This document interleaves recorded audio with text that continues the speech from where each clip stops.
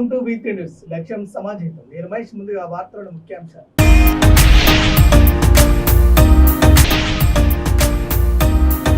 అక్రమ నిర్మాణాలపై corona జల్పించిన municipal అధికారులు. పోలీస్ బందోబస్తు నడుమ అక్రమ నిర్మాణాన్ని కూల్చివేసిన అధికారులు.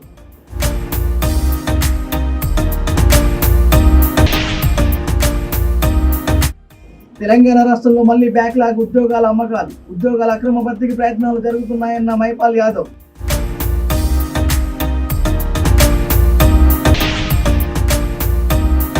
అన్యంకరాంతం అవుతున్న వికలాంగుల డబుల్ బెడ్రూమ్ ఇల్లు. కలెక్టర్ సత్యశారదాదేవితో కలిసి ఇళ్లను పరిశీలించిన ఎమ్మెల్యే నాగరాజు. నల్గొండ జిల్లా మిర్యాలగూడ సాగర్ రోడ్డులో అక్రమ నిర్మాణాలపై మున్సిపల్ అధికారులు కొరడా జల్పిస్తున్నారు. పోలీస్ బందోబస్తు నడుమ అధికారులు అక్రమ నిర్మాణాన్ని కూల్చివేశారు. ఈ సందర్భంగా స్థానిక ప్రజాప్రతినిధి అనుచరుల స్థలంలో రేకుల షెడ్డును అధికారులు కూల్చివేశారు. అనంతరం అక్రమ నిర్మాణం అంటూ గతంలోనే స్థలం యజమానులకు నోటీసులు ఇచ్చారు అధికారులు.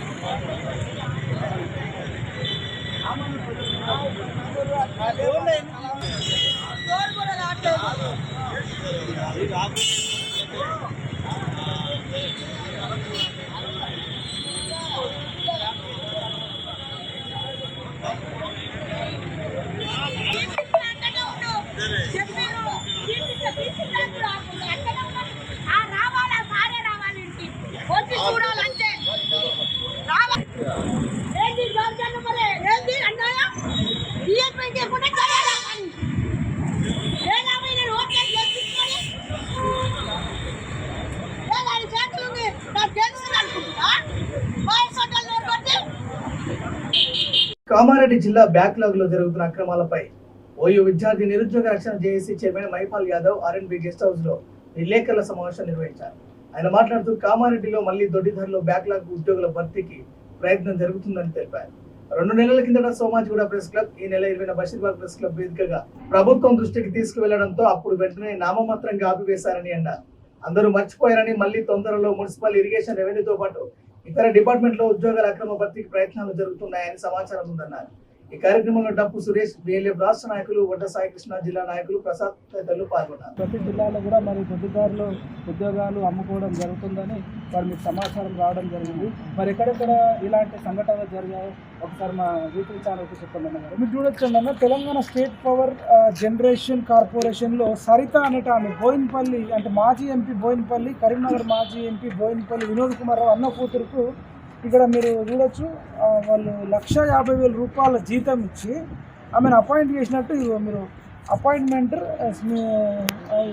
ఈమె పేరు సరిత, బి సరిత అని చెప్పేసి ఇక్కడ ఉంది. మీరు చూడొచ్చు గత ప్రభుత్వంలో ఈమెకు ఎంత ఇచ్చారంటే 1,50,000 జీతం ఇచ్చారు. అసిస్టెంట్ ఇంజనీరింగ్గా జెన్కోలో ఇచ్చారు.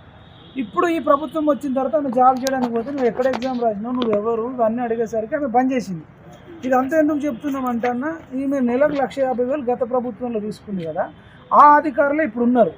కాబట్టి వీళ్ళు మళ్ళీ అమ్ముదామని చూస్తున్నారు. ఇది ప్రభుత్వం దృష్టికి తీసుకెళ్లాలని చెప్పేసి కామారెడ్డిలో ఆర్ఎన్బి గెస్ట్ హౌస్లో మనం ఈరోజు పెట్టడం జరిగింది. మీరు చూడొచ్చు, నిర్మల్లో ఇప్పుడు TV9లో వచ్చింది. గత ప్రభుత్వం ఉన్నప్పుడు నిర్మల్లో మున్సిపాలిటీలో పబ్లిక్ ఉద్యోగాల వేలమని TV9లో వచ్చింది. అంటే వాళ్ళని ఇంకా తొలగించలే. పంపకాలు చేసుకున్న మున్సిపల్ కమిషనర్ ఉద్యోగులను ఇది కూడా TV9లో వచ్చింది. ఇవన్నీ కూడా మీకు అర్థమవుతుంది. అంటే ఒక్కొక్క పోస్టుకు 6 నుంచి 10 లక్షల రూపాయల వరకు గత ప్రభుత్వంలో జరిగింది. ఆ అధికారులు ఇప్పుడు మళ్ళీ బ్యాక్లాగ్ జాబులు ఏవైతే మిగిలి ఉంటాయో వీటిని మళ్ళీ అమ్ముకోవాలని చూస్తున్నారో మీకు ముందస్తుగా హెచ్చరించడానికి వచ్చింది. అధికారులు జాబులు అమ్ముకుంటున్నారో మరి వాళ్ళకు కానీ, మరి పబ్లిక్ ఎవరైతే డబ్బులు ఇచ్చి ఉద్యోగాలు కొనుక్కుంటున్నారో మరి వాళ్ళకి ఎలాంటి మీరు మెసేజ్ ఇవ్వగలుగుతున్నారు? 3 రకాల వ్యక్తులు ఉన్నారు మీకు స్కామ్లు. ఒకటి మీరు అన్నట్టు ప్రభుత్వ అధికారులు, రెండోది అభ్యర్థులు, మూడోది మధ్యవర్తులు. ఈ ముగ్గురు కూడా కలిసి పెద్ద స్కామ్కు తెరలేపి నిరుద్యోగులకు, చదువుకున్న వాళ్ళకు అన్యాయం చేయడానికి చూస్తున్నారు. కాబట్టి కామారెడ్డిలో ఉన్న నిరుద్యోగులారా, మీకు తెలియకుండా, గుట్టు చప్పుడు కాకుండా అక్రమంగా దొడ్డిదారిలో, అడ్డదారిలో, మున్సిపల్ శాఖలో, ఇరిగేషన్ శాఖలో, తర్వాత రెవెన్యూ శాఖలో, వివిధ రకాల శాఖలలో వాళ్ళు అడ్డగోలుగా డబ్బులు ఇచ్చిన వాడికి, బంధుప్రీతికి 6 లక్షలకు 10 లక్షలకు అమ్ముకోవాలని చూస్తున్నారు. వాళ్ళు ఎన్నిసార్లు చెప్పిన వింటలేరు. వీళ్ళు వినకపోతే మీరు నిరుద్యోగులు తిరగబడాలి. మేము తెలంగాణ నిరుద్యోగ రక్షణ జేఏసీ ద్వారా వాళ్ళ డేటా అంతా సేకరించి, మధ్యవర్తుల డేటా సేకరిస్తాం, అభ్యర్థుల డేటా సేకరిస్తాం, ప్రభుత్వ అధికారుల డేటా సేకరించి మేము ఇది ప్రభుత్వ దృష్టికి తీసుకెళ్తాం, సిఎస్ దృష్టికి, సీఎం దృష్టికి తీసుకెళ్ళి చట్టపరంగా వాళ్ళ మీద చర్యలు తీసుకునేటట్టు చేస్తాం. కాబట్టి మీకు ముందస్తుగా హెచ్చరిస్తున్నాం. ఒకవేళ మీరు డబ్బులు ఇచ్చింటే మీ డబ్బులు మీరు తీసుకోండి, ఇవ్వకపోతే విరమించుకొని వేరే పని చేసుకోండి. లంచాలు ఇచ్చి జాబులకు ఎక్కుతాయి, మీ జాబు పోతుంది, లంచాలు పోతాయి, పరుగు పోతుందని హెచ్చరిస్తారు. గ్రేటర్ వరంగల్ మున్సిపల్ కార్పొరేషన్ 3వ డివిజన్ పరిధిలోని వైడిపల్లి గ్రామ శివారులో వికలాంగుల కోసం నిర్మించిన డబుల్ బెడ్రూమ్ ఇళ్లలు అన్యక్రాంతమవుతున్నాయని ఎమ్మెల్యే నాగరాజుకు వినతి పత్రం ద్వారా తమ ఆవేదనను తెలిపారు. త్వరలోనే మీ సమస్య పరిష్కరించే దిశగా కృషి చేస్తారని హామీ ఇచ్చిన మాట ప్రకారం వరంగల్ జిల్లా కలెక్టర్ సత్యశారదాదేవితో కలిసి ఇళ్లను పరిశీలించారు. అంతర్గతంగా ఉన్న పనులను పూర్తి చేసి ప్రభుత్వం దృష్టికి తీసుకెళ్లి డబుల్ బెడ్రూమ్స్ వికలాంగులకు ఇచ్చే విధంగా కృషి చేయాలని ఎమ్మెల్యే నాగరాజు కలెక్టర్కు చెప్పారు. కలెక్టర్ సానుకూలంగా స్పందించి వికలాంగులకు అందించే విధంగా కృషి చేస్తానన్నారు. ఈ కార్యక్రమంలో ప్రజాప్రతినిధులు, మాజీ ప్రజాప్రతినిధులు, కాంగ్రెస్ పార్టీ నాయకులు, కార్యకర్తలు పాల్గొన్నారు.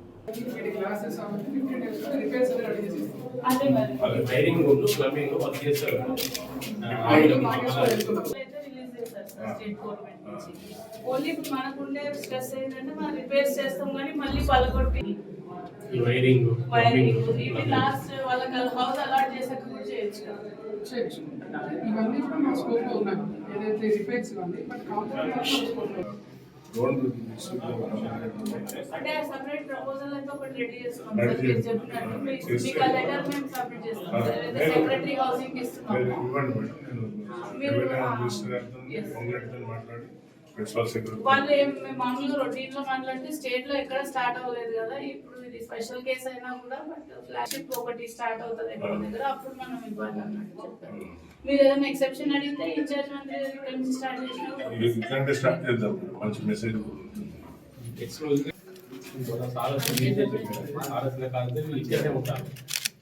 అది ఓకే.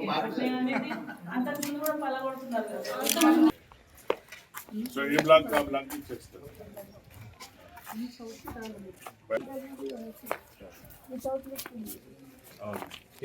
ఎట్లున్నా మీకు చిన్న ఏదైనా మనం అంటే వాళ్ళతో డిసైడ్ చేసుకున్నారు మేడం. కిందికి దిగాలి.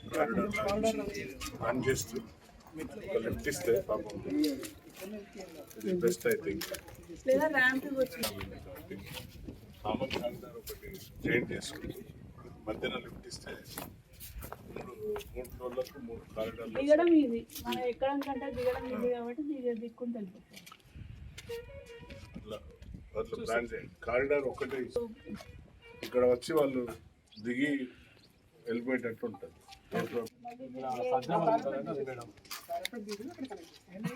చేస్తున్నాం మేడం, మంచి సలహా చేస్తున్నాం. ఒక లిఫ్ట్ ప్లాన్ చేయమంటున్నాం. అదేమన్నా గవర్నమెంట్ నుండి స్పెషల్ గ్రాంట్ తెచ్చి చేపిస్తాం. అంటే ప్లాన్ ఆలోచన మళ్ళీ మాట ఇచ్చి తప్ప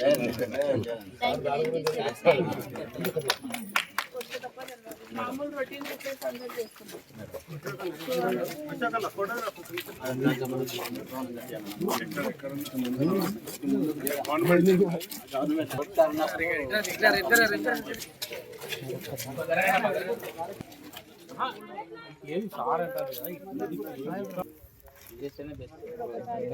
బాగుంటుంది, ఎందుకే బాగుంటుంది.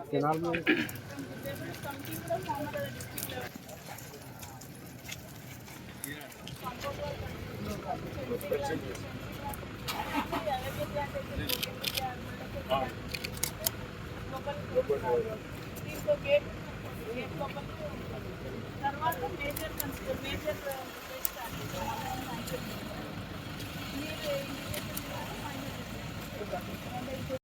ఇక పెద్దపల్లి జిల్లా గోదావరికని బాపూజీ నగర్ లో ఓ గృహిణి అనుమానాస్పద మృతిపై కుటుంబ సభ్యులు ఆగ్రహం వ్యక్తం చేశారు. బాపూజీ నగర్ కు చెందిన కాకినాడ కుమార్ ఇదే ప్రాంతానికి చెందిన లలితను 3 మాసాల క్రితం ప్రేమ పెళ్లి చేసుకున్నాడు. అప్పటికే కుమార్ ఓ మర్డర్ కేసులో అండర్ ట్రయల్ గా జైలుకు వెళ్లి వచ్చాడు. అంతేకాకుండా లలితను 2వ వివాహం చేసుకున్నాడు. అప్పటి నుండి నిత్యం కట్నం కోసం లలితను వేధిస్తూ మద్యం మత్తులో భార్యతో నిత్యం గొడవ పడేవాడు. ఇదే క్రమంలో జరిగిన ఘర్షణలో తన కుమార్తెను భర్త కుమార్తో పాటు అతని కుటుంబ సభ్యులు కలిసి చంపారని మృతురాలు తల్లి శారద ఆరోపించింది. ఈ సంఘటనపై గోదావరికని 1 టౌన్ పోలీసులు కేసు నమోదు చేసుకుని దర్యాప్తు ప్రారంభించారు.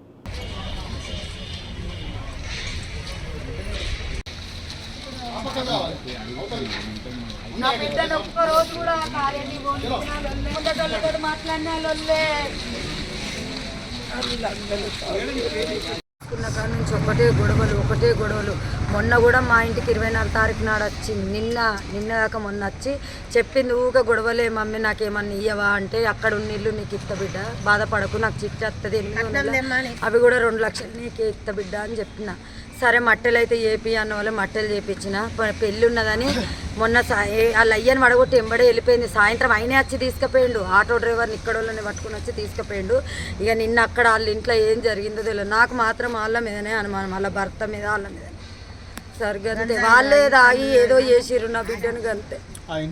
పవచీసలు సిగరెట్ ముక్కలు ఎప్పటికి దాక్కుంటూనే ఉంటారు సార్. వాళ్ళు పని పాట చేయరు, పగలు రాత్రి గంజాయిలు దాక్కుంటా పోరగాళ్ళందరికీ దాయిపించుకుంటా వాళ్ళు దాక్కుంటా ఉంటారు. బాబాజీ గంతే సార్. వాళ్ళకు పోలీసు వస్తే నాకు 3 ఆడపిల్లలు సార్. నేను గోదరకాని బస్ స్టాండ్లో ఊడ్చుకొని బతుకుతాం. మా ఆయన టాయిలెట్స్ కూడా పని చేస్తారు.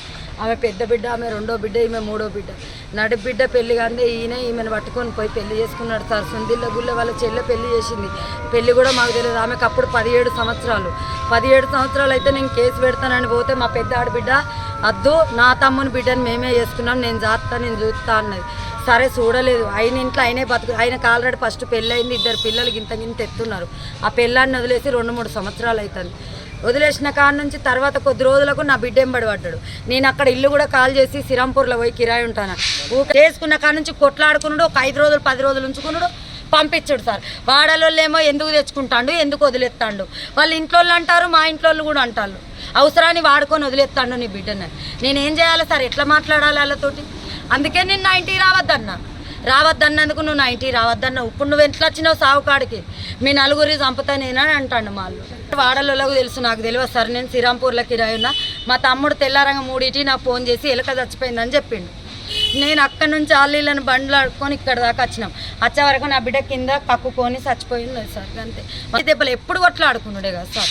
ఎప్పుడు కొట్టుకొని వాళ్ళు అంటే ఆమె చచ్చిపోయింది అనుకుంటా నేను. వాళ్ళు ఎప్పుడు లొల్లే కదా. ఇక నా కాళ్ళ మీద తప్ప ఎవరి మీద అనుమానం ఉంటుంది సార్. వాళ్ళ ఇంట్లో ఏం జరిగిందో నాకైతే తెలియదు సార్. అంత పిరికిదైతే కాదు సార్. నా బిడ్డ మస్తు ధైర్య మంత్రాలు, 3 బిడ్డలలో ఆ బిడ్డే ధైర్య మంత్రాలు సార్. అది చచ్చిపోయే మనిషి అసలు కాదు. దాన్ని ఏమో ఏం చేసిర్రో నాకు తెలియదు సార్. నా బిడ్డకైతే అన్యాయం చేసి.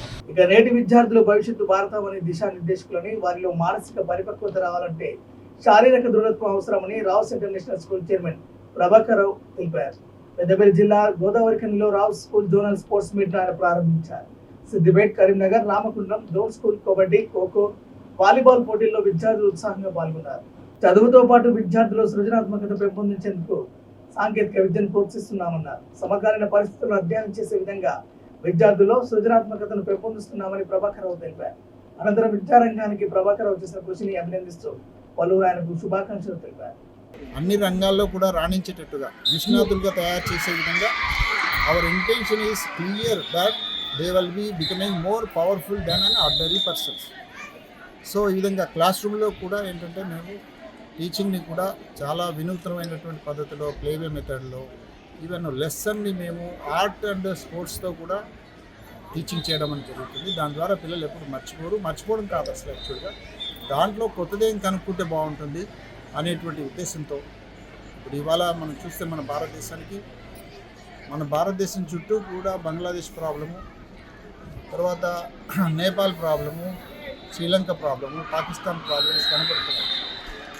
ఇక్కడ ఒక పాఠం అనేటువంటి క్లాస్ రూమ్లో మనం ఇవన్నీ చూస్తూ అంత దూరంలో ఏం జరుగుతుంది, ప్రపంచంలో ఏం జరుగుతుందో అనేటువంటి విజన్తో వాటినన్నింటినీ కూడా మన మైండ్లో పెట్టుకొని వర్క్ చేయాల్సిన అవసరం ఉంది. ఈరోజు టెక్నాలజీ ఎంతో అప్గ్రేడేషన్ అవుతుంది. ఆర్టిఫిషియల్ ఇంటెలిజెన్స్ కూడా ఎంతో అద్భుతంగా ముందుకు సాగిపోతున్న సందర్భంలో, లేబర్ షార్టేజ్ అయ్యే టైంలో, డ్రోన్ కల్చర్ వచ్చినటువంటి సిస్టంలో మన పిల్లలు ఇంకా ఎంతో టెక్నాలజీలో అద్భుతంగా రాణించాల్సిన అవసరం ఉంది. అందుకనే మేము రోబోటిక్స్ ల్యాబ్స్ కూడా పెట్టి, ట్రైనింగ్ క్లాసెస్ పెట్టి రోబోట్స్ తయారు చేయడం కూడా జరుగుతుంది. తర్వాత ఇవన్నీ నేర్చుకోవాలంటే వీళ్ళకి కొత్త ఆలోచనలు రావాలంటే ఫిజికల్ యాక్టివిటీ జరగాలి. బాడీ స్ట్రాంగ్గా ఉంటే మైండ్ స్ట్రాంగ్గా ఉంటుంది. డిసిజన్ మేకింగ్ పవర్ కూడా చాలా ఎంపవర్ అయ్యే అవకాశాలు ఉంటాయి. కాబట్టి ఏంటంటే ఎంపవరింగ్ ద డిసిజన్ మేకింగ్ అనేది అంటే అద్భుతమైనటువంటి నిర్ణయాలు తీసుకోవడంలో ఎక్స్పర్ట్గా తయారు చేయాలంటే ఫస్ట్ ఆత్మవిశ్వాసం పెంపొందించాలి. ఆత్మవిశ్వాసం పెంపొందించాలంటే శారీరకంగా దృఢంగా ఉండాలి. దానికి ఆటల పోటీలు, ఎక్సర్సైజులు ఇవన్నీ కూడా అవసరం. అంచేతనే ఇవాళ ఈ జోనల్ స్పోర్ట్స్ మీట్ అనేది కండక్ట్ చేయడం జరిగింది. కాబట్టి ఏంటంటే ఇలాంటి యాక్టివిటీస్ జరిగినప్పుడు మాకు కూడా సంతోషంగా ఉంటుంది. మీరు కూడా ఇలాంటి వాటిని ప్రోత్సహిస్తారని ఆశిస్తూ, సమాజంలోని ప్రతి వ్యక్తి కూడా ఒక విషయాన్ని గుర్తించాలి. ఫిజికల్ యాక్టివిటీని డైలీ కంపల్సరీ ఎక్సర్సైజ్ చేయాలి. ఈ పిల్లలు సరిగ్గా తినట్లేదు, వాటర్ కూడా సరిగ్గా తాగట్లేదు, ఫుడ్ కూడా సరిగ్గా తినకుండా జంక్ ఫుడ్కి అలవాటు పడిపోయి ఏదో కొత్త రకాలైనటువంటి పిజ్జాలు, బర్గర్లని వెంటబడి మన పిల్లలు వాళ్ళు శారీరకంగా కూడా మంచి సరైనటువంటి ఆహారం తీసుకోకపోవడం వలన కూడా సమతుల్యమైనటువంటి ఆహారం లేకపోవడం, న్యూట్రిషనల్ ఫుడ్ లేకపోవడం వలన కూడా పిల్లలంతా కూడా చాలా వీక్ అవుతున్నారు. సో ఇప్పుడున్నటువంటి పిల్లలు వీళ్ళు చాలా బలహీనంగా ఉంటే రేపు దేశం ఏ విధంగా మనకు బాగుపడుతుంది అనే ఆలోచన మనం ఆలోచించుకోవాలి. విద్య ఆటోమేటిక్గా వాళ్ళు శారీరకంగా దృఢంగా ఉండి మానసికంగా దృఢంగా ఉన్నట్టయితే ఆటోమేటిక్గా ఎన్ని లెసన్స్ డంప్ చేసినా కూడా నేర్చుకోవడం ఈజీగా నేర్చుకుంటారు. ఎందుకంటే వాళ్ళ లోపల యాక్టివ్నెస్ పెరుగుతుంది, చురుగ్గా పాల్గొంటారు, అన్ని విషయాల్లో ఉంటారు. కాబట్టి రేపు గొప్ప శక్తులుగా తయారు కావాలంటే అన్ని రంగాల్లో మనం వాళ్ళని ఎంకరేజ్ చేసినప్పుడే ఖచ్చితంగా ఈ విద్యార్థులు రేపటి ప్రపంచాన్ని వాటికి డైరెక్షన్ చూపించేటువంటి దిశగా మన పిల్లలు పనిచేస్తారనే ఉద్దేశంతో సికింద్రాబాద్ మెట్టుగూడలోని చారిత్రాత్మకమైన అయ్యప్ప స్వామి దేవాలయం ఆధ్వర్యంలో అయ్యప్ప శోభాయాత్ర ఊరేగింపు ఘనంగా నిర్వహించారు. ఈ కార్యక్రమానికి అన్ని ఏర్పాట్లు చేయాలని సికింద్రాబాద్ శాసనసభ్యులు మాజీ డిప్యూటీ స్పీకర్ తెగుళ్ల పద్మారావు గౌడ్ అధికారులను ఆదేశించారు. శోభాయాత్రకు ఆలయ ప్రతినిధులు శోభాయాత్ర సాఫీగా జరిగేలా తగిన ఏర్పాట్లు చేయాలని విజ్ఞప్తి చేశారు. పోలీస్ సిబ్బందిని బందోబస్తుకు వినియోగించాలని సూచించారు. ఈ కార్యక్రమాన్ని ముఖ్య అతిథిగా కవిత హసరే పూజ నిర్వహించారు.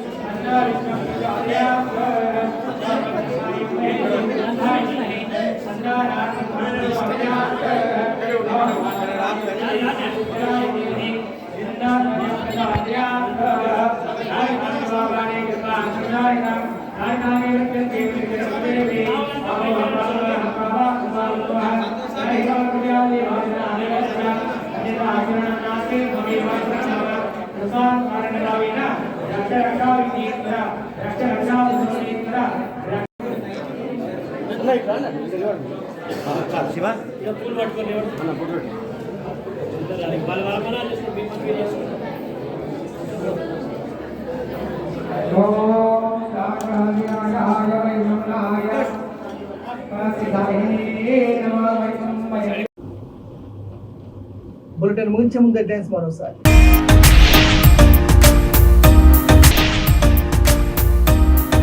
అక్రమ నిర్మాణాలపై కరోనా జల్పించిన మున్సిపల్ అధికారులు, పోలీస్ బందోబస్తు నడుమ అక్రమ నిర్మాణాన్ని కూల్చివేసిన అధికారులు.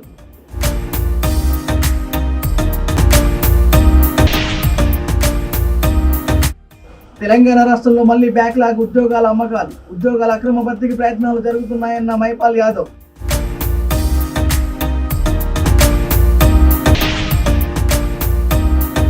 అన్యంకరాంతం అవుతున్న వికలాంగుల డబుల్ బెడ్రూమ్ ఇల్లు, కలెక్టర్ సత్యశారదాదేవితో కలిసి ఇళ్లను పరిశీలించిన ఎమ్మెల్యే నాగరాజు. అప్డేట్స్ చూస్తూనే ఉండి వీక్లీ న్యూస్. లక్ష్యం సమాజిత. నమస్కారం.